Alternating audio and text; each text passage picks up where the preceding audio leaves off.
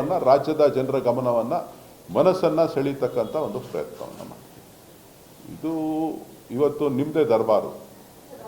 ನಾನು ಹೇಳಬೇಕು ಅಂತ ಅಂದರೆ, ಈಗ ಮೀಡಿಯಾದು, ಸೋಷಿಯಲ್ ಮೀಡಿಯಾದೇ ಭಾಳ ಪ್ರಮುಖವಾದಂಥ ಪಾತ್ರವನ್ನು ಸರ್ಕಾರ ತರೋದ್ರಲ್ಲಿರ್ಬೋದು, ಸರ್ಕಾರ ತೆಗೆಯೋದ್ರಲ್ಲಿರ್ಬೋದು ಪ್ರಮುಖ ಪಾತ್ರವನ್ನು ನೀವೇ ವಹಿಸ್ತಾ ಇದ್ದೀರಿ.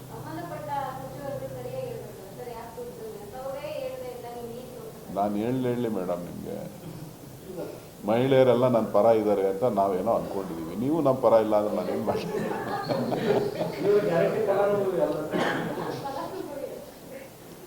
ಫಲಾನುಭವಿ ಅಲ್ಲ ಅಂತ ಹೇಳಲೇಬೇಡಿ, ಕರೆಂಟ್ ಫ್ರೀಯಾಗಿ ತಗೋತಾ ಇದ್ದೀವಿ. ಪಶ್ಚಿಮ ಬಂಗಾಳದಲ್ಲಿ ಮಮತಾ ಬ್ಯಾನರ್ಜಿ ರಾಜೀನಾಮೆ ಕೊಡೋದಿಲ್ಲ ಅಂತ ಸಾಂವಿಧಾನಿಕವಾಗಿ ದಿಕ್ಕಟ್ಟುಂಟಾಗುತ್ತೆ ಅಂತ. ಪ್ರಜಾಪ್ರಭುತ್ವದ ತೀರ್ಮಾನ, ಹೋರಾಟಗಳು, ಅವರ ಹೋರಾಟ ಏನಿದ್ರು ಕೂಡ ಅದು ನ್ಯಾಯಾಲಯದಲ್ಲಿ ಜನರ ಮುಂದೆ ಮುಂದಿನ ದಿನಗಳಲ್ಲಿ ಮಾಡಬೇಕೇ ವಿನಃ ಇವತ್ತೇನು ತೀರ್ಮಾನ ಆಗಿದೆ ಅದಕ್ಕೆ ಗೌರವಿಸಬೇಕಾಗಿರ್ತಕ್ಕಂಥದ್ದು ಪ್ರತಿಯೊಬ್ಬರ ಕರ್ತವ್ಯ. ಸರಿ ತಪ್ಪು ಆಮೇಲೆ ಒಳಗಡೆ ನಿಮ್ಮ ಶಾಸಕರೆಲ್ಲ 15ನೇ ತಾರೀಕು ಡೇಟ್ ಕೊಟ್ಟಿದ್ದಾರೆ. ಡಿ ಕೆ ಶಿವಕುಮಾರ್ ಅವ್ರ ಬರ್ತ್ಡೇ ದಿನ ಹೈಕಮಾಂಡ್ ಇಂದ ಒಂದು ಗುಡ್ ನ್ಯೂಸ್ ಪದಗ್ರಹಣ ಆಗುತ್ತೆ. ಅವರು ಶಿವಕುಮಾರ್ ಅವರು 63 ತುಂಬಿ 64ಕ್ಕೆ ದಾಟ್ತಾ ಇದ್ದಾರೆ. ಅದೇ ಶುಭ ಸುದ್ದಿ.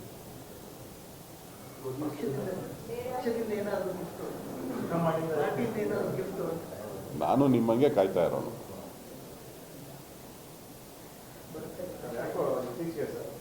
ಪ್ರಯತ್ನ ಮಾಡೋದನ್ನೇ ನಿಂತ್ಬಿಟ್ಟಿದ್ದೀರಿ ಅನ್ಸುತ್ತೆ. ಮುಂಚೆ ಪ್ರಯತ್ನ ಫಲ ಎಲ್ಲ ಮಾತಾಡ್ತಾ ಇದ್ರು, ಈಗ ಪ್ರಯತ್ನದ ಮಾತು ಯಾರು ಹೇಳಿದರು? ಪ್ರಾರ್ಥನೆ ಪ್ರಯತ್ನ ಎರಡನ್ನೂ ಡಿ ಕೆ ಶಿವಕುಮಾರ್ ಅವರು ಹೇಳ್ತಾ ಇದ್ದಿದ್ದು. ನಾನು ಹೇಳ್ತಾ ಇರೋದು ನಂಬಿಕೆ ಇದೆ, ನಂಬಿಕೆ, ತಾಳ್ಮೆ. ತಾಳಿದವನು ಬಾಳಿಯಾನು. ಒಳ್ಳೆ ಚೆನ್ನಾಗಾಯ್ತಲ್ಲ ಪ್ರಜಾಪ್ರಭುತ್ವ ವ್ಯವಸ್ಥೆ. ಪ್ರಜಾಪ್ರಭುತ್ವ ವ್ಯವಸ್ಥೆಯಲ್ಲಿ ಎಲ್ಲರನ್ನೂ ಜೊತೆಯಲ್ಲಿ ತೆಗೆದುಕೊಂಡು ಹೋಗಬೇಕಾಗಿರ್ತಕ್ಕಂಥದ್ದು ಸರ್ಕಾರ ಮತ್ತು ಪಕ್ಷದ ಅಧ್ಯಕ್ಷರ ಕೆಲಸ. ಆ ಕೆಲಸವನ್ನು ಮಾಡ್ತಾ ಇದ್ದಾರೆ.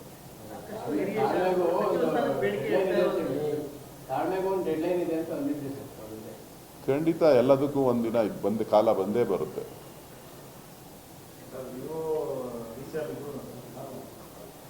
ಸಮಯದ ಮತ್ತೆ ಕಾಲದ ಸಂಬಂಧನೇ ಮಾತಾಡ್ತಾರೆ. ಕಾಲಯ ತಸ್ಮೈ ಅಂತಾರೆ. ನೀವು ಕಾಲ ಬರಲಿ ಅಂತ ಹೇಳ್ತೀರಿ. ಎಲ್ಲಿವರೆಗೂ ಸಮಯ ಬರೋದು?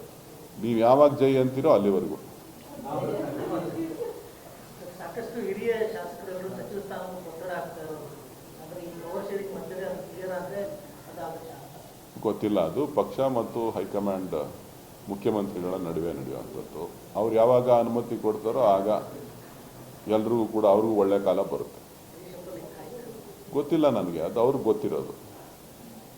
ಮುಖ್ಯಮಂತ್ರಿಗಳು ಮತ್ತು ಪಕ್ಷ ಹೈಕಮಾಂಡ್ ತೀರ್ಮಾನ ಮಾಡ್ತಾರೆ. ನೋಡೋಣ.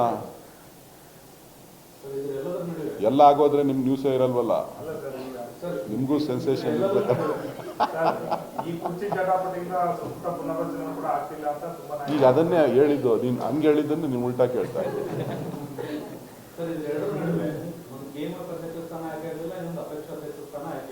ಅದು ಬೇಕಾದಷ್ಟು ಖಾಲಿ ಇದೆ, ಒಂದೊಂದೇ ಆಗುತ್ತೆ. ನನಗೇನಿಲ್ಲಪ್ಪ, ಇರೋ ಕೆಲಸ ಮಾಡೋಕ್ಕೆ ಟೈಮ್ ಇಲ್ಲ ನನಗೆ. ಏನು ಆ ಥರ ಇಲ್ಲ.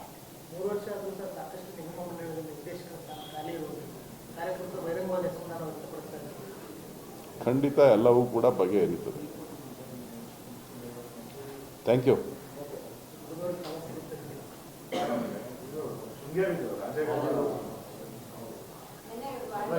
ಇನ್ವ್ಯಾಲಿಡ್ ಮಾಡಿದ್ದಾರೆ. ಸುಮಾರು 250 ಬ್ಯಾಲೆಟ್ ಇರ್ತಕ್ಕಂಥ ಪೇಪರ್ನೆಲ್ಲ ತಿಂತಿದ್ದಾರೆ. ಇದಕ್ಕೆಲ್ಲ ಬೇರೆ ಯೂಸ್ ಮಾಡಿದ್ದಾರೆ, ಮಾರ್ಕ್ ಮಾಡಿದ್ದಾರೆ. ಅವರೇ ಉತ್ತರ ಹೇಳ್ತಾರೆ. Okay, thank you. ಅದೆಲ್ಲ ಏನು ಹಾಕಲ್ಲ, ಯಾಕೆ ಕೇಳ್ತೀರಿ ನನ್ನ? ಬಿಡಾಕಿ ತೆಗಿರಪ್ಪ. ಯಾರೋ ಏನು ಅಂತ ಕೇಳ್ಬೋದು. ಅವ್ರಿಗೆ ಇನ್ಫ್ಲೂಯೆನ್ಸ್ ಆಗಬಾರ್ದು. ನಮ್ಮ ಮೈಂಡಲ್ಲಿ ಏನಿದೆ ನಾವೇನು ಮಾಡಬೇಕು ಅದನ್ನ ಮಾಡಬೇಕೇ ವಿನ ನಿಮಗೆ ನಾವು ತಲೆ ಕೊಟ್ಬಿಟ್ಟು ನಾವು ಮಾಡೋದು ಕಷ್ಟ. ಆದ್ರೂ ನಮಗೆ ಬೈತಿರಲ್ಲ ಸರ್, ನೀವು ತೋರ್ಸಲ್ಲ, ನೀವು ಲೈನ್ ಹಾಕಲ್ಲ. ಈಗ ನೀವು ಒಳ್ಳೆ ಚೆನ್ನಾಗಾಯ್ತಲ್ಲ. ಈಗ ಟಿವಿಗೆ ತಂದವ್ರು ಯಾರು? ಟಿವಿಗೆ ತಂದವರು ನೆಗೆಟಿವ್ ಪಾಸಿಟಿವ್ ಆಗಿ ಹಿಂಗೆ ಕನ್ವರ್ಟ್ ಆಯ್ತು. ಜನ ಕೂಡ ಬೇರೆ ಬಯಸ್ತಾ ಇತ್ತು. ಹುಚ್ಚು ಥರ ಓಡ್ತಾ ಇತ್ತು. ಚೆನ್ನೈ ಸಿಟಿ ಒಳಗಡೆ ರ್ಯಾಲಿಯಲ್ಲಿ ನಾನು ಎಲ್ಲೋ ಒಂದು ಕಡೆ ಗ್ರಾಮದಲ್ಲಿ ಹಾಕೊಂಡಿದ್ದೆ. ಹುಚ್ಚು ಥರ ಓಡ್ತಾ ಇದ್ರು. ಯಾರು ಅನ್ಎಜುಕೇಟೆಡ್ ಈ ಪೆಟ್ಟಿಂಗ್ ಆಟೋ ತಗೋರಲ್ಲ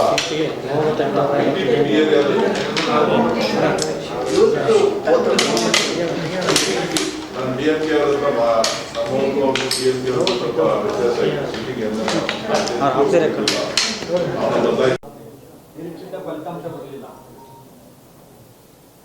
ನಿರೀಕ್ಷೆ ಒಂದಿರ್ತದೆ, ಫಲಿತಾಂಶ ಒಂದಿರ್ತದೆ. ಜನಾದೇಶಕ್ಕೆ ನಾವು ಒಪ್ಪಬೇಕಾಗ್ತದೆ. ಸೊ ಹಾಗಾಗಿ ಇವತ್ತು ಜನ ಸಂಪೂರ್ಣವಾಗಿ ಎರಡೂ ಪ್ರಮುಖ ರಾಜಕೀಯ ಪಕ್ಷಗಳು ದ್ರವಿಡಿಯನ್ ಹೋರಾಟದ ಮುಖಾಂತರ ತಮಿಳುನಾಡಿನಲ್ಲಿ ಸುಮಾರು ದಶಕಗಳ ಕಾಲ ಹೋರಾಟವನ್ನು ಮಾಡ್ಕೊಂಡು ಬಂದಿತ್ತು. ಸೊ ಇವತ್ತು ಅದು ಹೋಗಿ ಹೊಸದನ್ನು ಜನ ಹುಡುಕಿದ್ದಾರೆ. ಸೊ ಹಾಗಾಗಿ ಪ್ರಜಾಪ್ರಭುತ್ವ ವ್ಯವಸ್ಥೆಯಲ್ಲಿ ಪ್ರಜೆಗಳ ತೀರ್ಮಾನವನ್ನು ನಾವು ಸ್ವಾಗತ ಮಾಡಬೇಕಾಗ್ತದೆ. ಸೊ ಆ ಒಂದು ನಿಟ್ಟಿನಲ್ಲಿ ಇವತ್ತು TVK ಪಕ್ಷದ ಮುಖ್ಯಸ್ಥರು ವಿಜಯ್ ಅವರು ಆಯ್ಕೆಯಾಗಿದ್ದಾರೆ. ಸೊ ನಾವೆಲ್ಲರೂ ಕೂಡ ಗೌರವಿಸಬೇಕು, ಅಭಿನಂದಿಸಬೇಕು. ಕಾಂಗ್ರೆಸ್ ಬೆಂಬಲ ಕೊಡೋದಕ್ಕೆ ತೀರ್ಮಾನ ಮಾಡಿದ್ರು ರಾಹುಲ್ ಗಾಂಧಿ ಅವರು. ಸೊ ಅಂದರೆ ಯಾವ ಬೇಸ್ ಮೇಲೆ ಅಂದರೆ ಜಾತ್ಯತೀತ ನಿಲುವನ್ನು TVK ಪಕ್ಷ ಮುಖ್ಯಸ್ಥರು ಮೊದಲಿಂದನೂ ಕೂಡ ಹೇಳ್ಕೊಂಡು ಬಂದಿದ್ದಾರೆ. ಚುನಾವಣೆಗೆ ಪೂರ್ವದಲ್ಲೂ ಕೂಡ ಅವರು ಘೋಷಣೆ ಮಾಡಿದರು, ನಾನು ಯಾವುದೇ ಕಾರಣಕ್ಕೂ ಕೂಡ ಕೋಮುವಾದಿಗಳ ಜೊತೆ ಹೋಗೋದಿಲ್ಲ, ಜಾತ್ಯತೀತ ನಿಲುವಿನಲ್ಲಿ ನಾನು ರಾಜಕಾರಣವನ್ನು ಮಾಡ್ತೇನೆ ಅಂತೇಳಿ ತಮಿಳುನಾಡಿನ ಜನರಿಗೆ ಚುನಾವಣಾ ಪ್ರಚಾರದಲ್ಲೂ ಕೂಡ ಹೇಳಿದರು. ಹಾಗಾಗಿ ಇವತ್ತು ಆ ಒಂದು ಹೇಳಿಕೆ ಮತ್ತು ಅವರಲ್ಲಿರ್ತಕ್ಕಂಥ ಒಂದು ಬದ್ಧತೆಯನ್ನು ಗಮನದಲ್ಲಿಟ್ಟುಕೊಂಡು ಕಾಂಗ್ರೆಸ್ ಪಕ್ಷ ವರಿಷ್ಠರು ತೀರ್ಮಾನ ಮಾಡಿದ್ದಾರೆ. ನೀವು ಕೂಡ ಪ್ರಚಾರಕ್ಕೆ ಹೋಗಿದ್ರಿ, ಡಿಎಂಕೆ ಮತ್ತು ಕಾಂಗ್ರೆಸ್ಗೆ ಹಿನ್ನಡೆ ಕಾರಣ ಏನು? ಜನ ಹೊಸದನ್ನು ಬಯಸ್ತಾರೆ. ನಿಮ್ಮ ಟಿವಿಲೂ ಅಷ್ಟೇನೆ, ದಿನ ಒಂದೊಂದು ಹೊಸದು ಬರ್ತಾಯಿತ್ತು ಅಂತ ಅಂದರೆ ಹೊಸದು ಏನಾರ ಬರ್ತದೇನೋ ಅಂತ ನೋಡ್ತಾ ಇರ್ತಾರೆ. ನೀವು ಹಾಕಿದ್ದೇ ಕಾರ್ಯಕ್ರಮ ಆಗ್ತಾ ಇತ್ತು ಅಂತ ಅಂದರೆ ನಿಮ್ಮನ್ನು ಕೂಡ ನೋಡೋದಿಲ್ಲ, ನಿಮ್ಮನ್ನು ಕೂಡ ಸ್ಕ್ರೀನಲ್ಲಿ ಬದಲಾಯಿಸ್ತಾರೆ. ಸರ್ ಕೆಲವೊಂದು ಬದಲಾವಣೆಗಳು ಆಗ್ತದೆ ಸರ್. ಹೊಸತನ ಬೇಕಾ, ಹೊಸ ಲೀಡರ್ ಬೇಕಾ ನಿಮ್ಮ ಪಕ್ಷದಲ್ಲೂ ಕೂಡ, ಹೊಸ ನಾಯಕತ್ವ ಬೇಕಾ? ಅದು ಪಕ್ಷದ ಆಂತರಿಕ ವಿಚಾರಗಳು, ಅದು ಪಕ್ಷದ ಆಂತರಿಕ ವಿಚಾರಗಳು. ಚುನಾವಣಾ ಮುಂಚೆನೆ ಟಿವಿಕೆ ಜೊತೆಗೆ ಹೋಗ್ಬೇಕು ಅನ್ನುವಂತ ವಾದ ಇತ್ತು. ನಿಮ್ಮ ಕಾಂಗ್ರೆಸ್ನ ನಾಯಕರುಗಳೇ ಅಲ್ಲಿ ಅದನ್ನ ಅಬ್ಜೆಕ್ಷನ್ ಮಾಡೋ ಸಲುವಾಗಿ ಅದಾಗಲಿಲ್ಲ. ಬಹುಶಃ ಹೋಗಿದ್ದಿದ್ರೆ ನಿಮಗೂ ಒಂದು ಗೌರವಿತವಾಗಿ ಇರ್ತಿತ್ತು ಇಲ್ಲ, ಕೆಲವು ಸಂದರ್ಭದಲ್ಲಿ ಕೆಲವೊಂದು ತೀರ್ಮಾನಗಳಲ್ಲಿ ರಾಷ್ಟ್ರೀಯ ವಿಚಾರಗಳನ್ನು ರಾಷ್ಟ್ರೀಯ ನಾಯಕರುಗಳು ಗಮನದಲ್ಲಿಟ್ಕೊಂಡು ತೀರ್ಮಾನವನ್ನು ಮಾಡಿರ್ತಾರೆ. ಸೊ ಬಹಳ ವರ್ಷಗಳ ಕಾಲ ನಾವು ಇಂಡಿಯಾ ಒಕ್ಕೂಟದಲ್ಲಿ ಇದ್ವಿ. ಇಂಡಿಯಾ ಒಕ್ಕೂಟದಲ್ಲಿರೋದ್ರಿಂದ ಇಂಡಿಯಾ ಒಕ್ಕೂಟಕ್ಕೆ ಯಾವುದೇ ಥರದ ಸಮಸ್ಯೆ ಆಗಬಾರ್ದು ಅಂಥೇಳಿ ಒಂದು ತೀರ್ಮಾನವನ್ನು ತೆಗೆದುಕೊಂಡು ಆ ನಿರ್ಣಯವನ್ನು ಮಾಡಿದರು. ಇವತ್ತು ತೀರ್ಮಾನ ಫಲಿತಾಂಶಗಳು ಬಂದ ಮೇಲೆ ನಾವು ಜಾತ್ಯತೀತ ತತ್ವಗಳಿಗೆ ನಾವು ಗೌರವಿಸಬೇಕಾಗ್ತದೆ. ಸೊ ಹಾಗಾಗಿ ನಮ್ಮ ಪಕ್ಷದ ಹಿರಿಯರು ತೀರ್ಮಾನವನ್ನು ಮಾಡಿದ್ದಾರೆ. ರಾಹುಲ್ ಗಾಂಧಿ ರೆಡಿ ಇದ್ರು ಆ ತೀರ್ಮಾನಕ್ಕೆ, ರಾಹುಲ್ ಗಾಂಧಿ ರೆಡಿ ಇದ್ರು, ಲೋಕಲಿ ಅದಾಗಲಿಲ್ಲ. ಇಲ್ಲ, ವಿಚಾರಗಳು ಬೇರೆಯವ್ರು ಹೇಳ್ತಾರೆ. ಎಲ್ಲೂ ಕೂಡ ಯಾರು ಕೂಡ ಅದನ್ನು ಓಪನ್ ಆಗಿ ಎಲ್ಲೂ ಹೇಳಿಲ್ವಲ್ಲ, ಎಲ್ಲ ಗಾಸಿಪ್.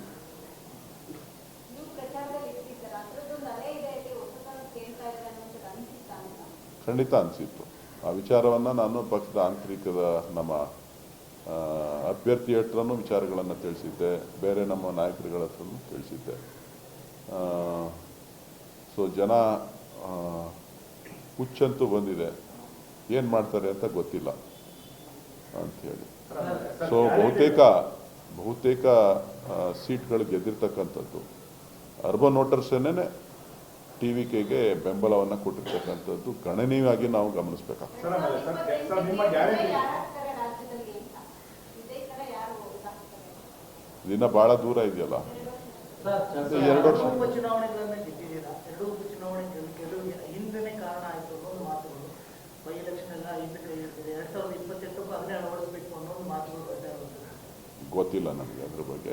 ಜನ ತೀರ್ಪು ಕೊಟ್ಟಿದ್ದಾರೆ. ಪಕ್ಷ ಒಗ್ಗಟ್ಟಾಗಿ ಕೆಲವೊಂದು ಗೊಂದಲಗಳಿದ್ದರೂ ಕೂಡ ನಮ್ಮ ಸರ್ಕಾರದ ಕೆಲಸಗಳು, ಸಾಧನೆ ಮತ್ತು ಆ ಕ್ಷೇತ್ರದಲ್ಲಿದ್ದಂಥ ಅನುಕಂಪದ ಅಲೆ ಎಲ್ಲವೂ ಕೂಡ ಒಂದಷ್ಟು ಸಹಾಯ ಮಾಡಿದೆ.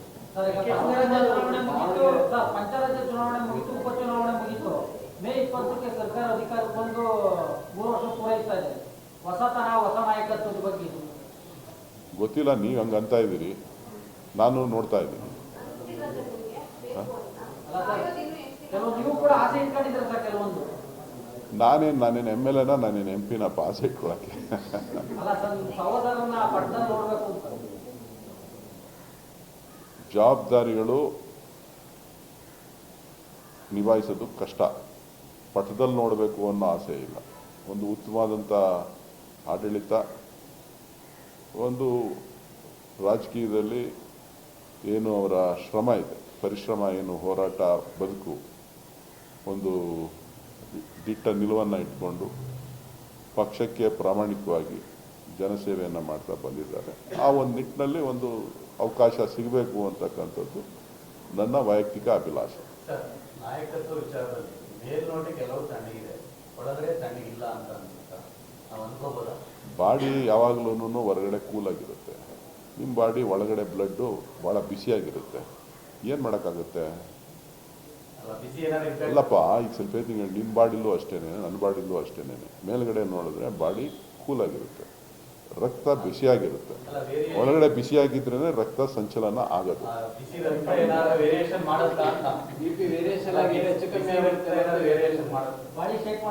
ನಿಮ್ದಾದ್ರೆ ನಮ್ದು ಆಗುತ್ತೆ. ಕೆಲವು ಹಿರಿಯ ಸಚಿವರೇ ಈ ಗೊಂದಲಗಳಿಗೆ ಒಂದು ಇತ್ಯರ್ಥ ಮಾಡಬೇಕು ಅನ್ನೋ ಒತ್ತಡವನ್ನು ಮಾಡ್ತಾ ಇರುವಂತ ಪರಮೇಶ್ವರ್ ಆಗಿರ್ಬೋದು, ಸತೀಶ್ ಜಾರಕಿಹೊಳಿ ಆಗಿರ್ಬೋದು, ಹೈಕಮಾಂಡ್ ಮಧ್ಯಪ್ರವೇಶ ಮಾಡಿ ಗೊಂದಲಗಳನ್ನು ಬಗೆಹರಿಸಬೇಕು ಅನ್ನೋ ಒಂದು ಒತ್ತಡ ಆಗ್ತಾರೆ. ಒಳ್ಳೆಯ ಸಲಹೆಗಳನ್ನು ಕೊಟ್ಟಿದ್ದಾರೆ, ನಾನು ಸ್ವಾಗತವನ್ನು ಮಾಡ್ತೇನೆ. ಈಗ ಮಲ್ಲಿಕಾರ್ಜುನ್ ಖರ್ಗೆ ಅವರು ಹೇಳಿಕೆ ಕೊಟ್ಟಿದ್ಮೇಲೆ ಅದು ಮುಗಿದ ಅಧ್ಯಾಯ ಅಂತ ಹೇಳ್ತಾ ಇದ್ದಾರೆ ಸರ್. DK ಹರಿಪ್ರಸಾದ್, ಪರಮೇಶ್ವರ್ ಎಲ್ಲ. ಸಂತೋಷ.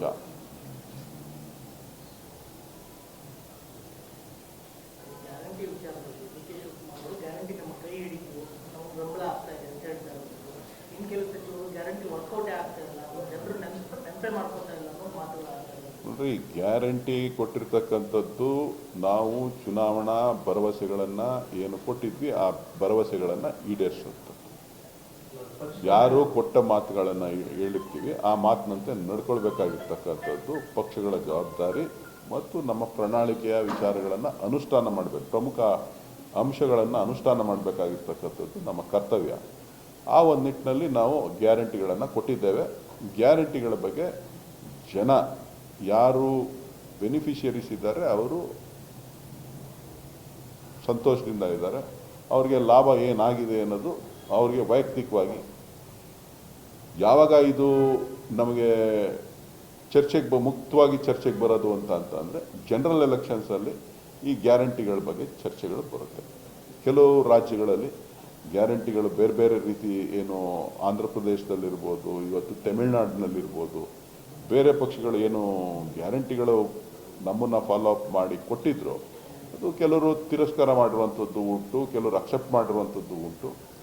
ಸೊ ಒಂದೊಂದು, ಇವತ್ತು ಅಸ್ಸಾಂನಲ್ಲಿ BJP ಸರ್ಕಾರ ಗ್ಯಾರಂಟಿ ಘೋಷಣೆ ಮಾಡಿದೆ. ವೆಸ್ಟ್ ಬೆಂಗಾಲಲ್ಲಿ BJPಯ ಅಧಿನಾಯಕರೇ ಗ್ಯಾರಂಟಿಗಳನ್ನು ಘೋಷಣೆ ಮಾಡಿದ್ದಾರೆ. ದೆಹಲಿನಲ್ಲಿ ಗ್ಯಾರಂಟಿಗಳನ್ನು ಘೋಷಣೆ ಮಾಡಿದ್ದಾರೆ.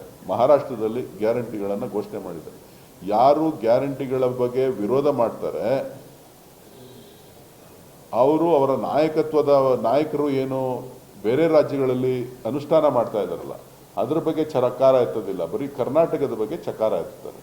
ನೀವು ಅದನ್ನು ಭಾಳ ಪ್ರಮುಖವಾಗಿ ಗಮನಿಸಬೇಕು. ನಮ್ಮ ಚುನಾವಣೆ ಆದಮೇಲೆ, ಕರ್ನಾಟಕದ ಚುನಾವಣೆ ಆದಮೇಲೆ ಯಾವ್ಯಾವ ರಾಜ್ಯಗಳಲ್ಲಿ ಗ್ಯಾರಂಟಿಗಳು ಯಾವ್ಯಾವ ಪಕ್ಷದವರು ಘೋಷಣೆ ಮಾಡಿದ್ರು, ಕಾರಣ ಏನು, ಸೊ ಇವೆಲ್ಲವೂ ಕೂಡ ನಾವು ನೀವು ಎಲ್ಲರೂ ಕೂಡ ಚಿಂತನೆಯನ್ನು ಮಾಡಬೇಕು. ಅದರ ಲಾಭ ಇಲ್ಲ ಅಂತ ಅಂದರೆ ಯಾಕೆ ಕೊಡ್ತಾಯಿದ್ರು ಬಿ ಜೆ ಪಿಯವರು?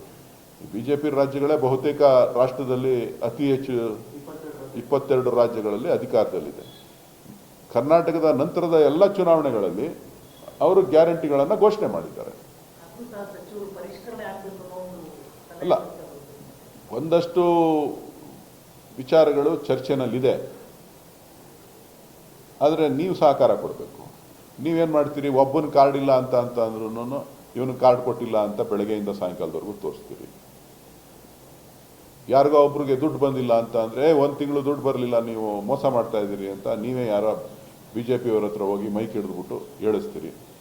ಅದನ್ನೇ ಭಾಳ ಪ್ರಮುಖವಾಗಿ ಹಂಗಂದರೆ 1 ಕೋಟಿ 25 ಲಕ್ಷ ಜನಕ್ಕೆ ಬಂದಿಲ್ವಾ ಅಂತ ಅಂದರೆ 1 ಕೋಟಿ 20 ಲಕ್ಷ ಜನಕ್ಕೆ ಬರ್ತಾ ಇರೋದನ್ನು ನೀವು ಹೇಳೋದೇ ಇಲ್ಲ. ಯಾರಿಗೋ 1,000 ಜನಕ್ಕೆ ಬರ್ತಾ ಇಲ್ಲ ಅನ್ನೋದ್ರ ಬಗ್ಗೆ ನಿಮ್ಮ ಗಮನವನ್ನು, ರಾಜ್ಯದ ಜನರ ಗಮನವನ್ನು, ಮನಸ್ಸನ್ನು ಸೆಳೀತಕ್ಕಂಥ ಒಂದು ಪ್ರಯತ್ನವನ್ನು ಮಾಡಿ. ಇದು ಇನ್ನಷ್ಟು ಹೆಚ್ಚಿನ ಮಾಹಿತಿಗಾಗಿ ಫಾಲೋ ಮಾಡಿ ಬ್ರಿಗೇಡ್ ನ್ಯೂಸ್ ಕನ್ನಡ.